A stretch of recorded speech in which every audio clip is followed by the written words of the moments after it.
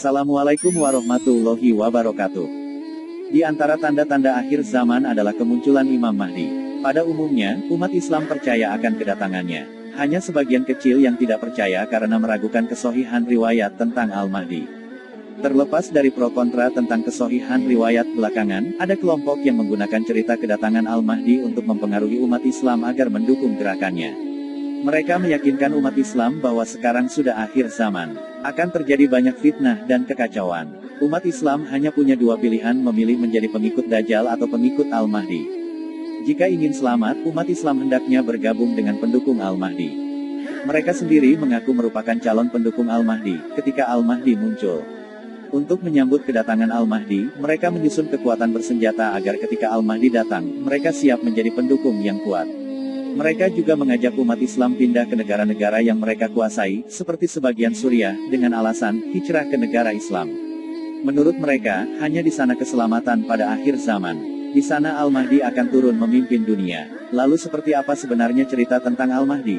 Sebelum kita simak videonya sampai selesai, luangkan waktu sejenak untuk silahkan tekan tombol subscribe dan lonceng supaya selalu mendapatkan notifikasi video berikutnya dari kami.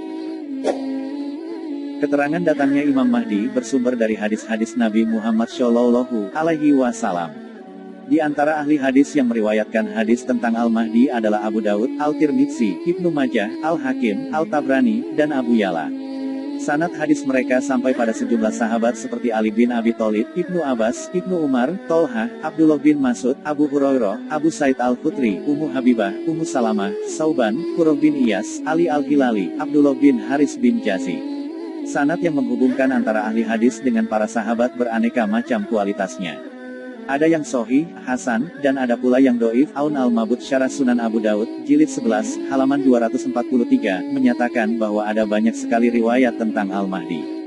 Kebanyakan berstatus doif. Tuhfat al-Ahwazi Syarah Sunan Al-Tirmidzi, jilid 6, halaman 402. Al-Tirmidzi meriwayatkan 3 hadis tentang Al-Mahdi. Salah satu di antaranya bersumber dari sahabat Abdullah bin Mas'ud.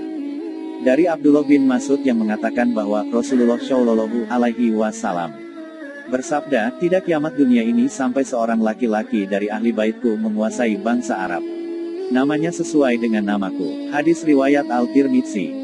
Menurut Al-Mubarakfuri, riwayat Al-Tirmidzi di atas adalah salah satu yang berkualitas sahih di antara hadis-hadis tentang Al-Mahdi. Al-Tirmidzi meriwayatkan 3 buah hadis mengenai Al-Mahdi. Abu Daud meriwayatkan 11 hadis. Ibnu Majah meriwayatkan 7 buah hadis.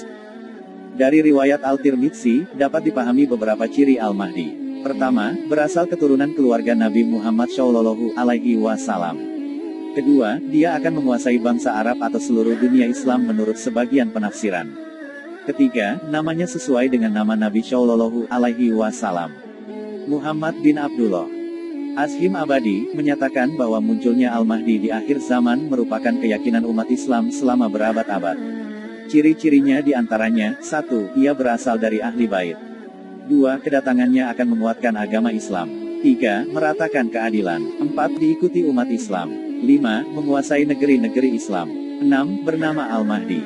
7. Kemunculannya diikuti kemunculan Dajjal. 8. Lalu kemunculan Nabi Isa. 9. Dan Isa menjadi makmum Al-Mahdi dalam sholat. Diterangkan dalam Aun al-Mabud Syarah Sunan Abu Daud, jilid 11, halaman 243. Menurut Syekh Ali Jumah, di antara tanda Al-Mahdi adalah Allah akan menanamkan cinta dalam hati umat Islam kepada Al-Mahdi.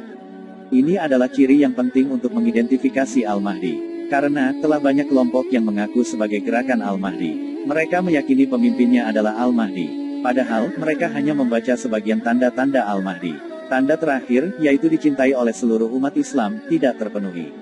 Al-Suyuti mencatat bahwa dalam sejarah umat Islam, terdapat banyak kelompok yang mengklaim sebagai gerakan Al-Mahdi. Menurutnya, semua itu bentuk kebohongan belaka karena ketika diukur berdasarkan kriteria-kriteria di atas, selalu ada yang kurang alias tidak cocok.